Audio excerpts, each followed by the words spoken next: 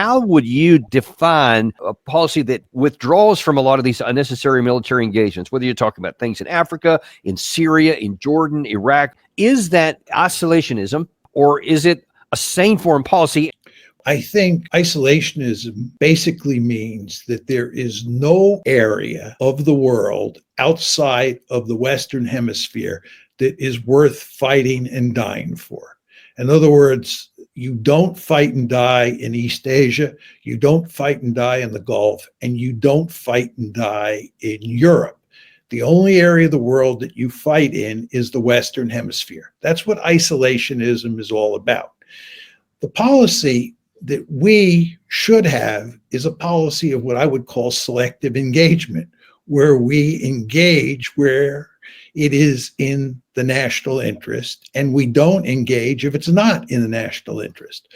My view is that the United States has a vested interest in engaging in China, because I think it's important to prevent China from dominating East Asia, from becoming a regional hegemon, from looking like we look like the Americans in the Western Hemisphere.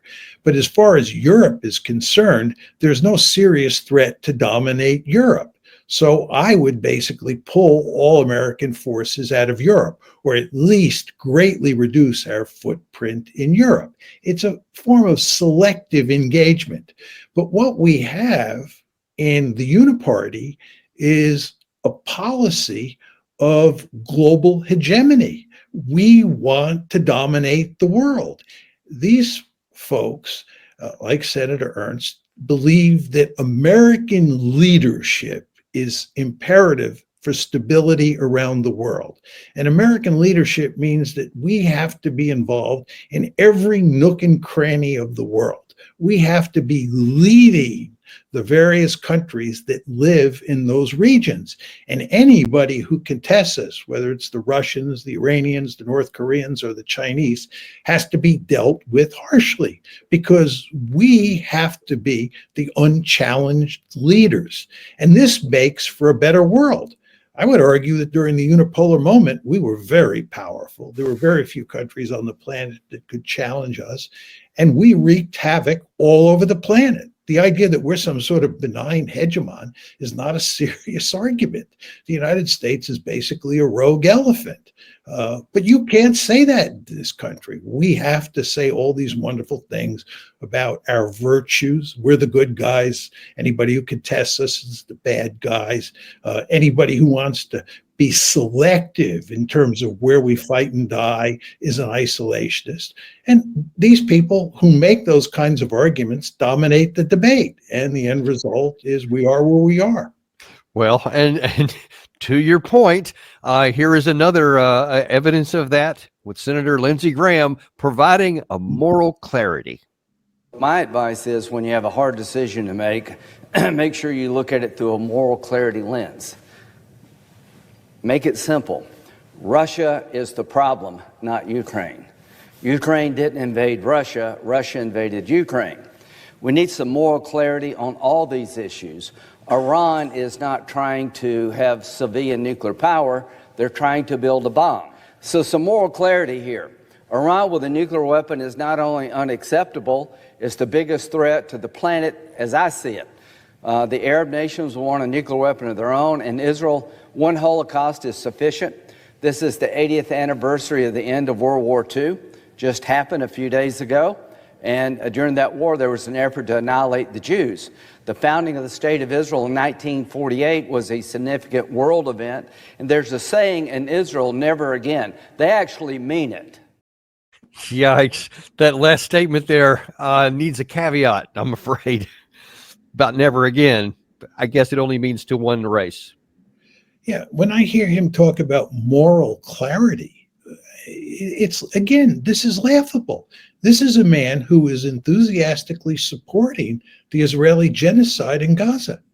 He's supporting a genocide. And he claims to be an individual who has moral clarity. I don't think that's true for 1 second. And then he starts talking about the Holocaust and never again.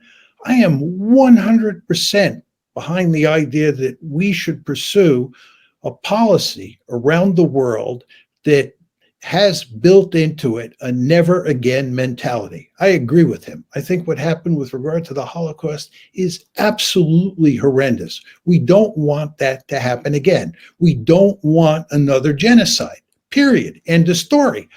But is Senator Graham working to prevent the genocide in Gaza, another genocide? Of course he's not. He's supporting the genocide. So how could he possibly say that he is interested in a never again foreign policy? He is not.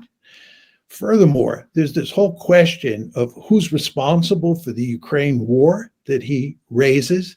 And he says it's Russia that's responsible for the Ukraine war, not Ukraine. He's wrong. It's neither Russia nor Ukraine that bears the principal responsibility. It's the United States of America, and it's people like Lindsey Graham. They were adamantly in favor of NATO expansion into Ukraine. He has long believed that bringing Ukraine into NATO is the right thing to do. And even when the Russians resisted, he was gung-ho about upping the ante and doing everything possible to defeat the Russians. So he is responsible in good part, along with his fellow Americans who wanted to bring Ukraine into NATO, for starting this war. And he is principally responsible, along with his fellow Americans who have supported the war, for continuing it and leading to this situation where Ukraine is in the process of being destroyed. It's not the Russian fault. It's not Ukraine's fault. It's the Americans' fault. I had a email from a colleague earlier this week that takes issue with your contention that it's American fault and not Russian's fault. His argument is that even if there had been no NATO, there was enough other contentious issues in there on the Russian side that eventually they would have moved against Ukraine anyway. How do you respond to that? Well, first of all, it's a non-falsifiable argument. I mean, he can make that assertion, but we can never know whether that's true. What are exactly those factors that would have led Putin to attack Ukraine? There was no evidence before 2014 that Vladimir Putin was interested in conquering any territory in Ukraine or outside of Ukraine. It's very important to emphasize that.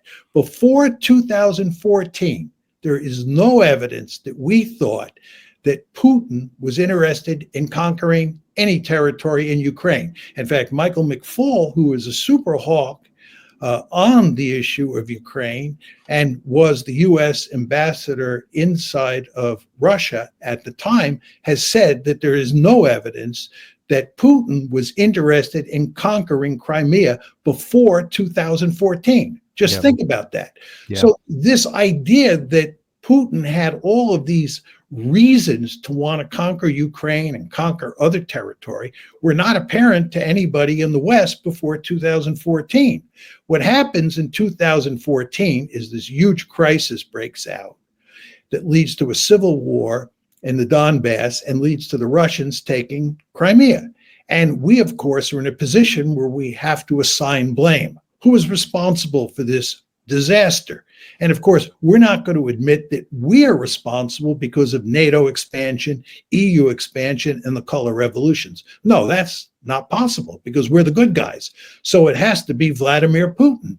So overnight, the story begins to develop that Vladimir Putin is an imperialist, and he has all these built-in incentives to aggress here, there, and everywhere. And that story, of course, has only grown more powerful with the passage of time. The main problem with the story is there's no evidence to support it, number one. And number two, as I just emphasized, if you look at how we thought about the Russians before 2014, we did not see them as an aggressive state. We did not see Vladimir Putin as the second coming of Adolf Hitler. This is a story we invented after 2014 because we didn't want to face up to the fact that we had created this disaster, just as many people predicted in the 1990s. This is often forgotten today, but George Kennan, Bill Perry, who was Clinton's Secretary of Defense, Paul Nitze, Gene Kirkpatrick, all sorts of people who have hawkish credentials said that NATO expansion was going to lead to disaster. And many people understood that Ukraine in NATO would be a trigger for the Russians. Nevertheless, the United States continued to press forward with NATO expansion, even after 2014. All of this is to say, we understood, many of us understood from the beginning that NATO expansion was going to lead to disaster. It was going to provoke the Russians. And of course, that's exactly what happened. But again, when it happened, we couldn't blame ourselves, of course. We had to blame the axis of evil, or at least the principal player in the axis of evil. One thing that Lavrov has said in the most recent couple of months on the issue of were they military, did they have military intentions towards Ukraine? He cites a situation in early or mid-February 2014, where there was a contingent from the European Union, Ukraine, and Russia, and maybe in one other, but they had negotiated an end to the crisis that you had talked about, where Yanukovych had agreed to have new elections. That the Russian side said, we knew our side was going to lose. We knew that if the elections were held, that it would be a pro-European Union election victory, but we're willing to decrease to end this crisis by allowing the democratic process to go forward, and then it would have turned out how it turned out. But instead, the Yanukovych, when he went back to his palace, had to flee because they were coming after him, and they ended up just completely taking over. And it was only after that he said that they then annexed Crimea, because he said there's no way we're going to allow this kind of a situation to go on. Whereas before we were willing to let democracy take its course. Is that accurate, or is he just trying to make it look good after the fact? Yeah, that's basically accurate. The three countries were Germany and France, as you stated, and the third country was Poland.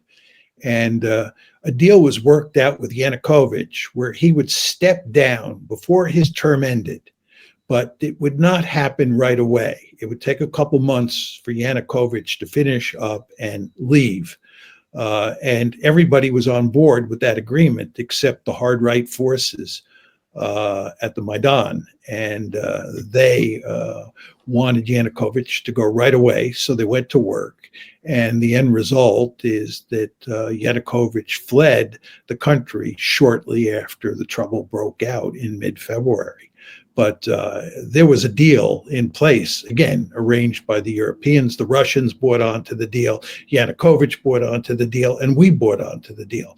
It was the hard right inside of Ukraine that did not, and they ran Yanukovych out of town well before he was intended to leave. And according to the Russian side, then had he been allowed to follow the course that had been worked out, even Crimea to this day would still belong to Kiev. But as it turns out, this is not, which seems to give credence to your theory, or your position rather, that we continue to put our finger in the pot, which messes it up, makes it worse for Ukraine, makes it worse for us too.